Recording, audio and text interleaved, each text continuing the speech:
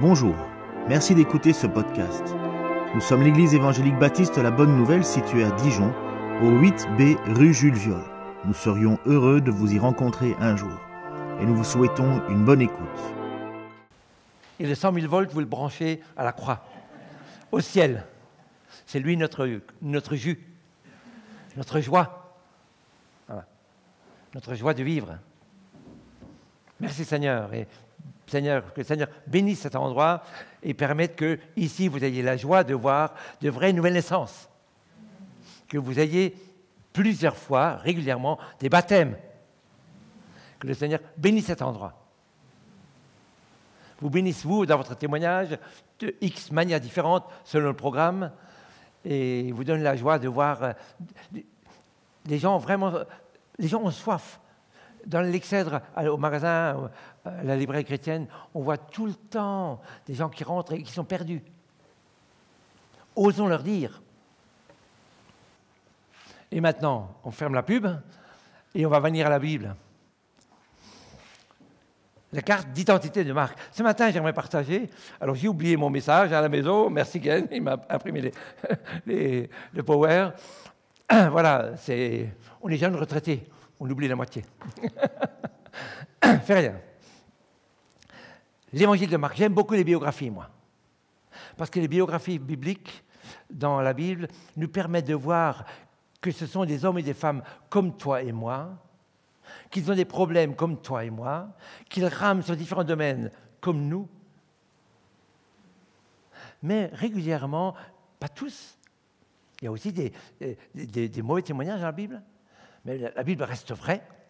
Mais on voit aussi comment ils peuvent rebondir avec Christ. Marc, c'est celui, dont on va parler ce matin, c'est celui qui a écrit l'évangile de Marc. Marc, qu'on appelle aussi Jean-Marc, qu'on appelle aussi Jean. J'insiste là-dessus parce que quand on lit la Bible, je ne sais pas comment vous êtes. C'est pour ça, prenez une Bible comme ça, parce que dès qu'il y aura le mot Marc ou Jean-Marc, ils vont expliquer qu'il a 3 noms différents. Le même personnage. Et je pense que quand on lit la Bible, régulièrement, nous mélangeons les choses. C'est pour ça que c'est important de prendre le temps de lire et mettre facilement chaque nouveau personnage à un petit résumé. On parle de qui dans ce texte? Pour bien comprendre à qui Jésus parle, je dois savoir qui il a en face. Si je ne sais pas qui il a en face, je ne comprends pas ce qu'il transmet, ni comment il transmet, ni pourquoi il vise ce but, ni pourquoi est-ce qu'il parle de cette manière.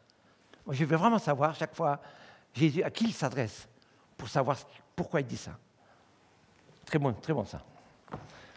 Marc, Jean-Marc et Jean. Qui a écrit l'évangile de Marc? Alors, vous avez commandé des évangiles, chers amis, j'aimerais dire en résumé qu'il me semble que c'est le meilleur évangile à donner pour un païen, pour un incroyant. Pourquoi? Parce que Matthieu, son but, c'était quoi son but? Son public, c'était qui? C'était les Hébreux. Dans l'évangile de Matthieu, chaque fois qu'il cite une fête religieuse juive, il donne 0 explication. Pourquoi? Mais parce que son public, c'est les Juifs. On a du mal avec ça, parce que quand il parle de fêtes religieuses, on ne sait pas toujours ce qu'il y a derrière. Luc, il avait écrit pour qui? Pour Théophile, haut dignitaire romain, païen, oui, pour convaincre Théophile. Et après, il y a, je dirais d'abord Jean. L'apôtre Jean, il a écrit à qui? L'apôtre Jean, il a écrit aux chrétiens de son époque, à peu près en l'an 100. Il a écrit, mais lui, il a principalement écrit aux chrétiens. D'ailleurs, c'est très drôle, cet évangile, ça m'a un peu perturbé, parce qu'au fond, Jean, son titre de son livre, on pourrait dire quoi? Jésus-Christ est Dieu. Hein? Quand il commence, au commencement était la parole était avec Dieu, la parole était Dieu. Il veut convaincre les publics de son époque, les chrétiens, que Jésus-Christ est Dieu. Chers amis, pourquoi? Triste, hein? Il semble qu'en l'an 100, il y a déjà des chrétiens qui commençaient à dévier de la Bible. Chers amis, nous avons besoin de toujours relire le texte. Et ce texte a plus raison que toute ma philosophie. Ce texte est au-dessus de tout ce que je peux entendre, quelque part. Vous imaginez, en lançant déjà, Jésus était juste mort, et quelques années, 60 ans après, les chrétiens ont commencé déjà à dire, est-ce qu'il était vraiment Dieu? Est-ce qu'il était vraiment homme? Voilà. C'est pour ça que c'est important de lire et relire. Et Jean écrit pour eux. Mais Marc, notre ami, lui, il a écrit pour les païens. Au fond, il a écrit, c'était l'écrivain de Pierre, l'apôtre Pierre. Et ce qu'il a écrit, au fond, c'est simplement ce qu'il a entendu Pierre prêcher. Pourquoi est-ce que j'aime beaucoup Marc aussi? C'est parce qu'en réalité, c'est une centaine de sections très courtes.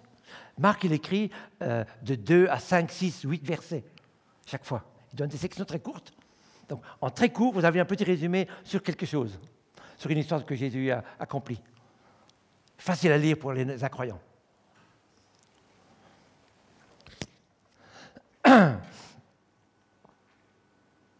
Alors, pour lire la Bible, oui, je voulais quand même aussi le souligner. Si vous voulez une fois renouveler votre lecture de la Bible, prenez un évangile, vous mettez sur un cahier 4 colonnes. Alors ça, je n'ai pas dans mon texte, mais faites une fois. Moi, j'ai fait ça. J'ai vraiment adoré, enfin, j'ai beaucoup aimé lire, et je me suis vraiment placé devant Dieu, que Dieu me parle. Et faites 4 colonnes. Qu'est-ce qui se passe dans le texte? Quelles sont les personnes concernées? Quels sont les lieux, les endroits, les dates? Ça se passe quand? Pourquoi? Et à la fin, j'ai marqué, qu'est-ce que je peux apprendre? Et c'est une autre manière de lire la Bible qui m'a vraiment donné envie de me placer devant Dieu. Je ne sais pas comment tu lis, mais parfois, quand on lit et qu'on ne change pas un peu de manière de lire, ça vous est jamais arrivé de vous poser la question, 3 heures après, qu'est-ce que j'ai lu ce matin? Et que vous ne savez plus? Moi, ça m'arrive. C'est pour ça que je prends toujours un crayon à la maison, il me faut un papier, enfin, j'écris pour que ça rentre là-dedans un peu plus. Oui.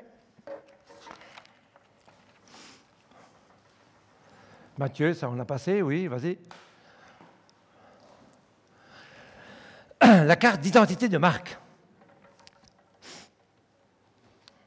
Premier texte qu'on va lire, Acte 12, à partir du verset 10. Lorsqu'ils eurent passé la première garde, puis la seconde, ils arrivèrent à la porte de fer qui mène à la ville, Jérusalem, et qui s'ouvrit d'elle-même devant eux. Ils sortirent, s'avancèrent dans une rue, aussitôt l'ange quitta Pierre. Revenu à lui-même, Pierre dit, « Je vois maintenant d'une manière certaine que le Seigneur a envoyé son ange et qu'il m'a délivré de la main de Hérode et de tout le peuple juif qui attendait. » Après avoir réfléchi, il se dirigea vers la maison de Marie, mère de Jean. Il frappa à la porte du vestibule et une servante nommée Rhode s'approcha pour écouter.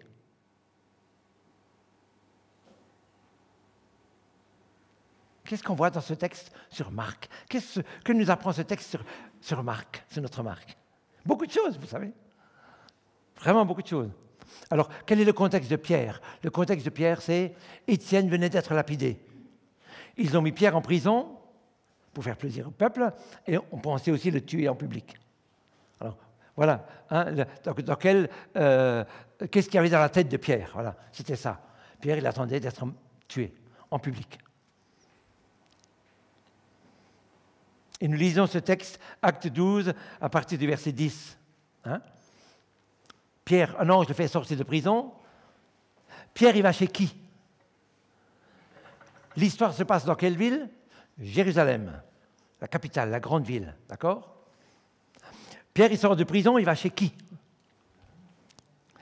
Chez Marie, la mère de Jean. Jean, et le texte dit, surnommé Marc. Il va chez notre évangéliste, enfin c'est notre auteur de l'évangile de Marc. Beaucoup de personnes étaient ensemble et priaient. Et Pierre, il frappe. Alors, imaginons la scène. Qu'est-ce qui se passe ce soir-là? À quelle heure, d'ailleurs, il frappe à la porte? Sûrement minuit, on ne sait pas. En pleine nuit, c'était marqué. Chers amis, en pleine nuit, est-ce que quelqu'un a le droit de frapper chez toi? Comment tu accueilles? on va maintenant un peu réfléchir. Qu'est-ce qui se passe dans ce texte? Que nous apprend ce texte sur la famille de Marc? Marie, sa maman, habitait en ville. D'accord? La capitale, ça veut dire déjà quoi? Avoir une maison à Jérusalem. Hein? Ils avaient des moyens. C'est une famille à moyens. Avoir une baraque en capitale à l'époque, c'était... Voilà. Ils avaient même Rhodes, une servante. D'accord? Donc, il est né dans une famille à moyens. Mais Pierre pouvait aller chez elle et il priait à minuit. Ça veut dire quoi, ça? Hein? Ça veut dire que c'est une femme, sa maman avait une porte grande ouverte. Tu pouvais toquer à minuit à la porte, quelqu'un t'ouvrait. Vous imaginez pour Pierre, je me suis posé la question, pourquoi Pierre a débarqué chez eux? Pourquoi Pierre est allé chez eux? Il savait qu'il allait être accueilli. Si jamais personne vient chez toi, peut-être une question parfois se poser, hein, comment est-ce que j'accueille? Est-ce que je prends le temps? Pierre avait besoin de quoi? Pierre avait besoin d'être réconforté. Il voulait voir des frères et sœurs parce que le moral n'était pas bon. Hein. Donc, il a toqué chez quelqu'un, il savait, ça c'est une famille qui a un cœur. Je vais être reçu, je vais être nourri. Voilà, il avait besoin d'être bichonné. Voilà dans quelle famille notre ami Marc est né. Fantastique, Marie. Le texte ne le dit pas, on ne sait pas trop. Mais on pense que, vous connaissez d'autres textes qui disent que des femmes qui subvenaient aux besoins de Jésus. Il y a l'un ou l'autre verset qui dit ça. Il y a une série de maris qui suivaient Jésus, de femmes, mais dans ces femmes, il y avait plusieurs maris. On pense que sa maman faisait partie de ces femmes-là. Les théologiens disent qu'elle faisait partie de cette bande de dames qui suivaient Jésus et qui subvenaient aux besoins du groupe. Marie, une porte ouverte, accueillante et un cœur pour Dieu. En pleine nuit, ils priaient ensemble pour ceux qui étaient en prison. Et Dieu a envoyé les anges pour les faire sortir. Et Pierre toque là. D'ailleurs, autre chose, je ne sais pas si on va le dire, mais peut-être pas si je vais le dire. Rhodes, elle reconnaît la voix. D'accord? Vous vous rappelez de l'histoire, hein? Quand il toque à la porte, Rhodes reconnaît la voix, elle oublie même d'ouvrir la porte, elle va dire à tout le monde « Pierre est dehors !» Et les autres lui disent « Mais ça ne va pas, il est en prison !» Elle avait même oublié d'ouvrir la porte. Mais elle a reconnu la voix. Pour moi, ça veut aussi dire qu'elle avait l'habitude que Pierre toque à sa porte. Donc c'était une famille d'accueil, une vraie famille d'accueil.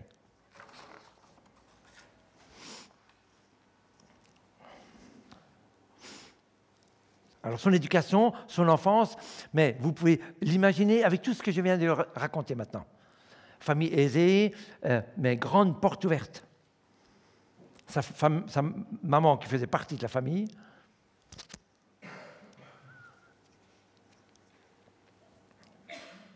Et les premiers amis que Pierre veut rencontrer, il sait qu'il va les trouver chez Marie.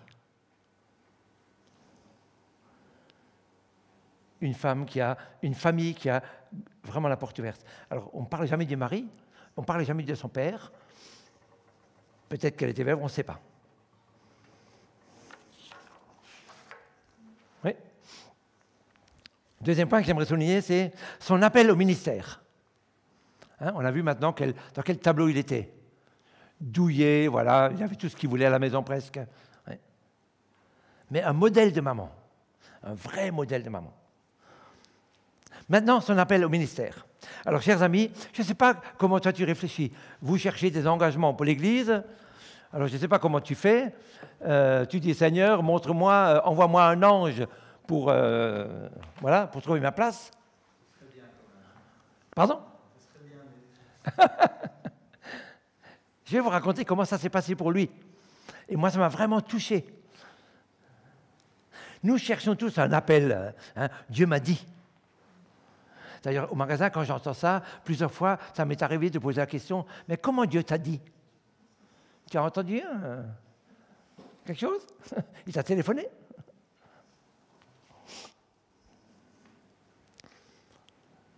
Je fais attention avec ça parce que mes convictions ne sont pas toujours forcément justes, chers amis. Enfin, moi, je dis toujours, parfois j'ai des choses à cœur, il y a des choses que j'ai eues à cœur qui ne sont pas bonnes. Et parfois, un frère ou une sœur m'a dit, Pierre, là, vraiment pas bon. Les sentiments, c'est une chose. Nos convictions, c'est une chose. Elle passe au-dessus de mes convictions. Et le conseil, et le conseil des frères et sœurs aussi. Si 2, 3 personnes, plusieurs me disent mauvais chemin, écoute-les.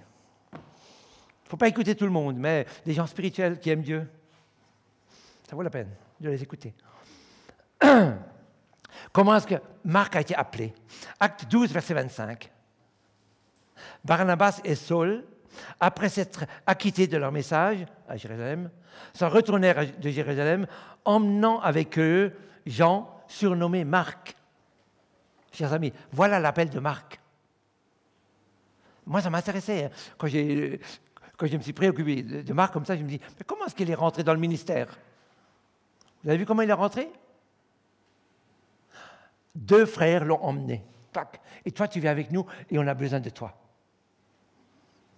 Et au fond, ce matin, je pourrais même arrêter mon message ici en disant, est-ce que tu es prêt à te laisser emmener par quelqu'un dans l'œuvre de Dieu? Par exemple ça?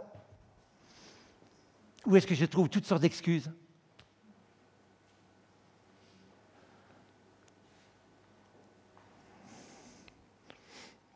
Ils ont emmené avec eux Jean, surnommé Marc.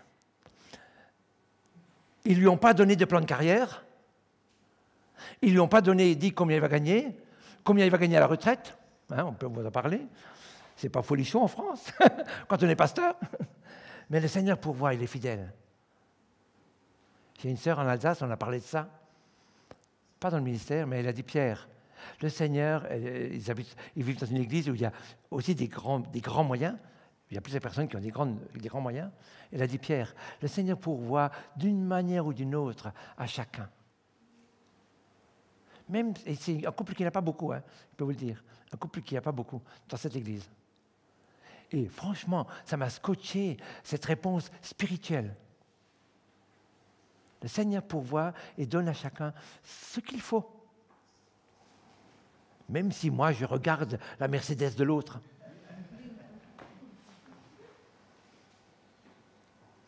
Lui, il doit gérer avec Dieu sa Mercedes, d'accord?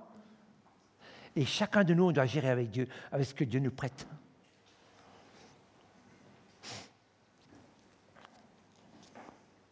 Donc Marc est entré dans l'équipe missionnaire. Il ne savait sûrement pas à quoi il s'engageait. Je ne pense pas. Acte 13, verset 15. Arrivés à Salamine, ils annoncèrent la parole de Dieu dans les synagogues des Juifs et ils avaient Jean pour aide. J'aime bien ces petites phrases comme ça.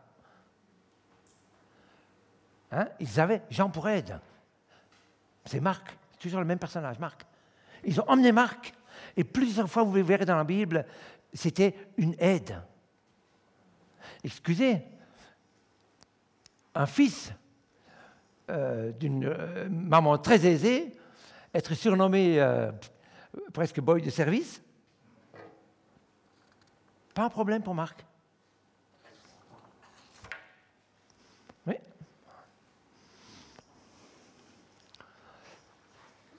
Merci. À un moment donné, Marc quitte l'équipe missionnaire. 3e point que j'aimerais souligner, c'est le conflit. Ça nous arrive à tous un jour.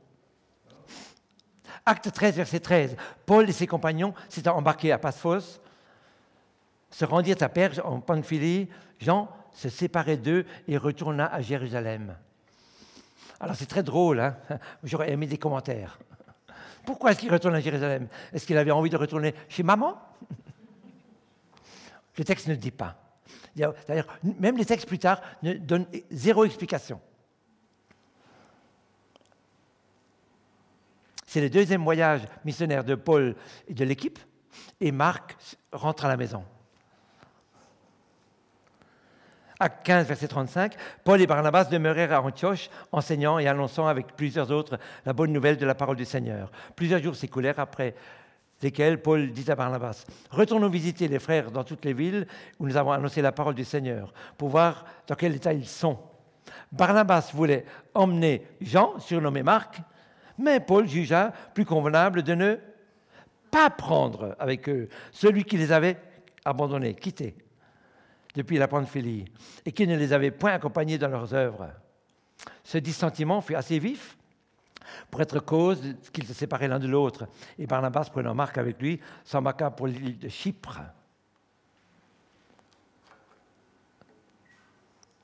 Conflit, hein? Ça peut arriver à tout le monde. Moi, ça m'intéresse de savoir comment est-ce qu'ils ont réglé la question. Ça m'intéresse de savoir l'œuvre de Dieu, comment Dieu fait pour convaincre, et qu'est-ce qui se passe après. Un jour ou l'autre, nous avons tous quelque part un conflit. Il me semble, le plus important pour moi, ce n'est pas le conflit en lui-même, ce n'est pas ce qui m'arrive. Pour moi, le plus important, c'est comment je le gère. Quelqu'un nous a dit un jour, un prof nous a dit un jour, ce qui nous marque le plus dans la vie, ce n'est pas les tuiles qui te tombent dessus, c'est ta manière de gérer les tuiles. C'est ça qui va te marquer, ta réaction. Il y a des gens qui sont toute leur vie colériques parce qu'un jour, ils ont eu un souci. Paul convaincu, je ne veux pas de Marc. Un jour, il est parti, il nous a plaqués. Et Barnabas, plutôt le berger. Paul, c'est, je dirais, le colérique, celui qui fonce, qui avance. Barnabas, plutôt le berger.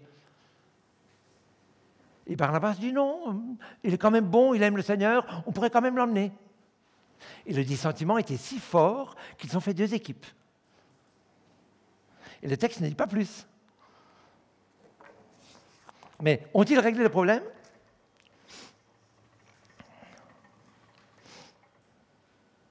Après le premier concile à Jérusalem, Paul veut repartir, deuxième voyage, d'accord ? Ils viennent de passer 15 ans ensemble pour cette série de premières implantations. Et au fond, Marc est fautif que les 2 responsables ont un gros problème à gérer. Et ils font 2 équipes. Parfois, faire 2 équipes, ce n'est pas un problème pour Dieu. La question, c'était, est-ce que vous allez régler vos différends ? C'est ça la question de fond. Avoir, pour moi, des divergences d'opinion, ce n'est pas un problème.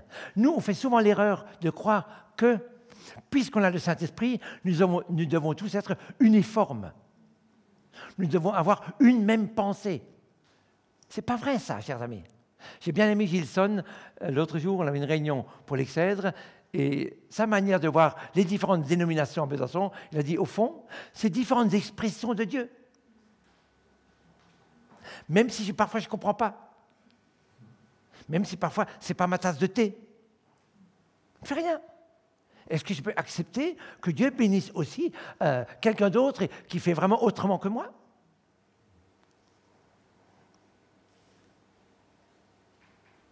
Dieu n'aime pas l'uniformité. On ne sait pas. Non, ça va.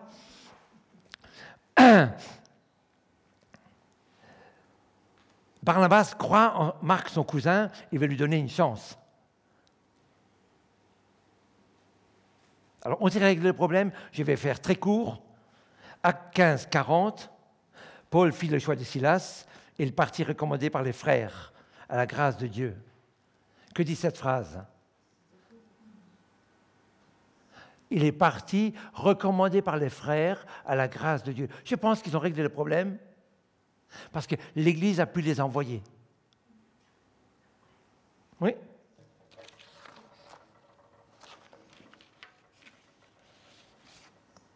Non, c'était bon, chérie. Non, c'était bon. Fais-le. Ont-ils réglé le problème ? Oui. Sinon, l'Église n'aurait pas pu les envoyer. Je ne crois pas que l'Église, tout au début, aurait dit « passez au-dessus de vos problèmes et allez ». Non. Ils ont dû parler ensemble, ils ont prié ensemble, en gardant la différence d'opinion. Quand nous avons un conflit, il me semble souvent, notre problème, c'est que je ne règle pas avec la personne. Je pense que quand je laisse l'herbe pousser dessus, ça passera. Et un jour, ça va se régler. Chers amis, non. Parfois, je dois voir quelqu'un dire « on n'est pas d'accord », mais ça ne fait rien non plus. Que ce pupitre soit noir ou rouge, c'est égal, ça. Hein, choisir les couleurs, etc., dans une église, vous avez sûrement aussi discuté là-dessus. Au fond, peu importe. On a le droit d'avoir des différents avis. Il y a des artistes chez nous, il y en a d'autres où tout doit être carré. Voilà, les matheux. Il est plus facile, chers amis, de construire des murs que des ponts. Très facilement, quand je ne suis pas d'accord, je me tais et toc, je coupe. Plus facile de construire des murs que des ponts. Jésus ne veut pas de murs. Jésus veut des ponts. Lui-même, il est devenu le meilleur pont du monde entre toi et le ciel. D'accord? Jésus a vraiment construit le pont. Un jour, on était en vacances en famille. Et j'ai posé la question, qu'est-ce qu'on fait aujourd'hui durant les vacances? Programme d'aujourd'hui, qu'est-ce qu'on fait? Nous étions à 4. On a 2 enfants, un garçon et une fille. On avait combien de propositions pour la journée? Bien sûr, 4. Bien sûr, hein? Qu'est-ce qu'on fait? Alors, à un moment donné, j'ai dit, très simple, les amis. On va faire les programmes des 4 en 4 jours. Chacun a le droit de dire quelque chose. Ben oui. Un enfant a aussi le droit de dire « j'aimerais faire ça en vacances ». Pourquoi pas? Mais on avait le programme pour 4 jours, tout simplement. Pourquoi pas? Le papa peut aussi dire « d'accord avec toi, on fait ce que tu veux, je t'aime ». C'est une manière de dire à l'autre « je t'aime ». S'il veut peindre le poteau en rouge, faisons-le en rouge pour lui. L'amour, il me semble, pas l'uniformité. Dieu voulait l'amour. L'amour est plus fort que l'uniformité. Mais Paul dit à la fin, Philippiens 3,16, « Seulement au point où nous en sommes parvenus, marchons d'un même pas. » D'accord ou pas, avançons ensemble, chers amis.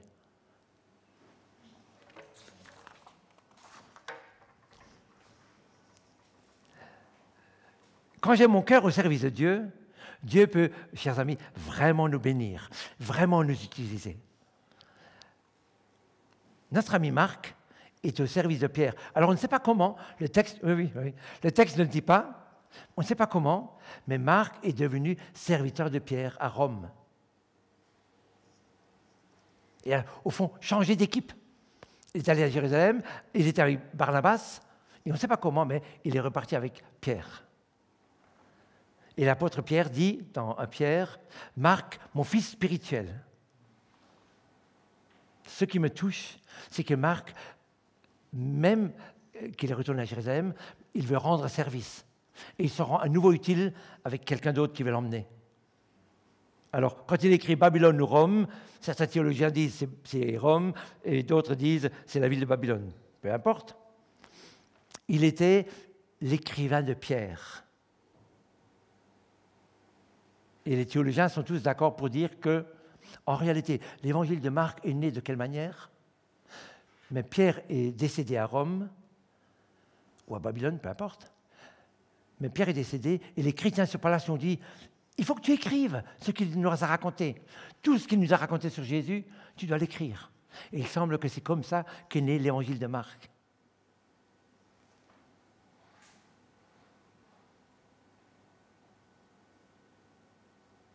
Ça vous dit quelque chose? Au service de Dieu, serviteur, je pourrais même parfois dire, il était presque le cow-boy de service. Dieu a fait de ce serviteur un écrivain de la parole de Dieu, chers amis. Vous voyez le miracle? Quand j'ai réalisé ça, je me dis, waouh! Toute sa vie presque, il était au service d'eux. Et sans le savoir, Dieu l'a utilisé pour écrire la parole de Dieu. Il a écrit l'évangile de Marc. Et il semble aussi qu'il a écrit les différentes épîtres de Pierre. C'est lui qui a écrit. Pierre, il était illettré. Quand tu sers Dieu, Tu ne sais pas comment Dieu va t'utiliser un jour et transformer ce service. Tu donnes un évangile à quelqu'un, mais tu ne sais pas.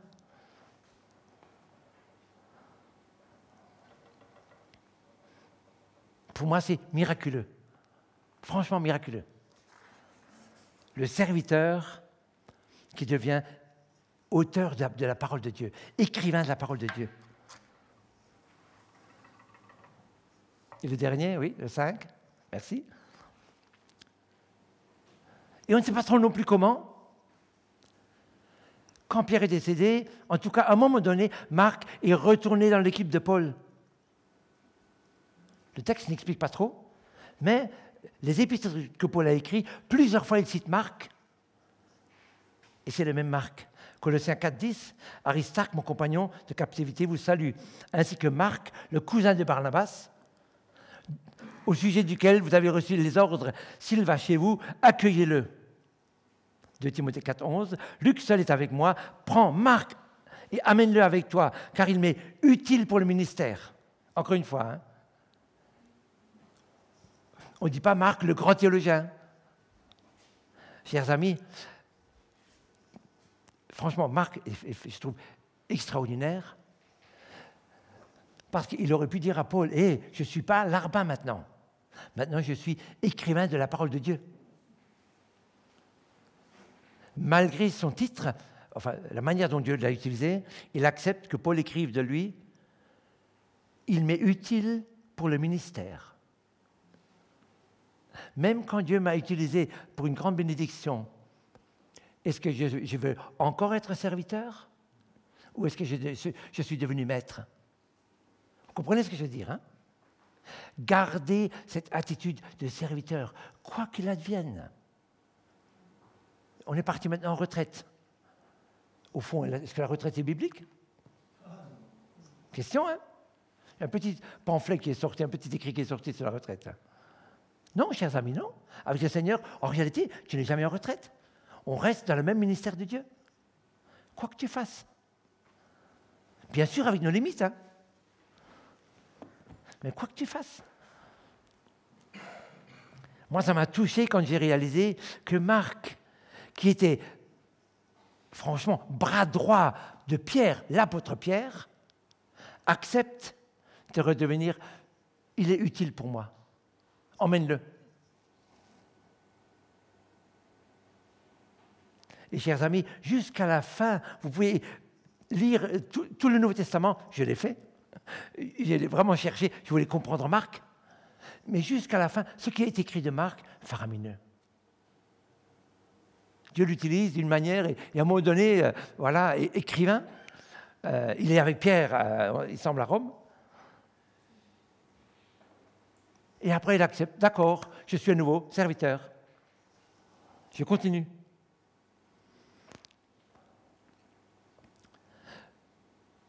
« 2 Timothée 4,11, enfin il y en a plusieurs textes comme ça. Quelle humilité! Quelle humilité jusqu'au bout. Et c'est comme ça que je vais arrêter mon message avec cette dernière question.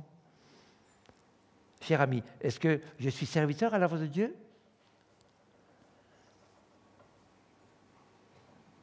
Ou je viens juste au culte pour être béni? Est-ce que je veux cette semaine être utile pour l'œuvre de Dieu? Souvent, nous disons, Seigneur, moi j'aimerais voir ton œuvre, j'aimerais... Franchement, quand nous prions ensemble au magasin le matin, Seigneur, aujourd'hui, permets que nous puissions parler de toi à quelqu'un qui passe. Franchement, la journée ne passe pas sans que quelqu'un rentre et pose une bonne question. Si je mets Dieu à l'épreuve dans le sens que je vais être utile pour lui, franchement, c'est des prières où Dieu répond. Entre autres. D'une manière ou d'une autre, peu importe. Et peu importe ma place, peu importe mon titre. Seigneur Jésus, merci. Merci maintenant pour ces moments passés ensemble. Merci pour ces beaux témoignages de Marc dans la Bible. Merci pour ta grâce aussi dans la vie de Marc, qui a pu servir Barnabas, Paul, Pierre. Merci. Et merci que tu l'as utilisé. Et Seigneur, merci que pour nous aussi, nous pouvons compter sur toi, que tu veux nous utiliser, chacun là où nous sommes cette semaine, à notre manière, pour le voisin, pour la voisine. Seigneur, nous voulons être utiles pour toi. Nous voulons vraiment rester à ton service. Merci pour toutes tes grâces, pour tes bienfaits, pour ton Esprit Saint, pour ta présence dans nos vies. Merci que tu nous renouvelles aussi. Béni sois-tu, Jésus. Amen.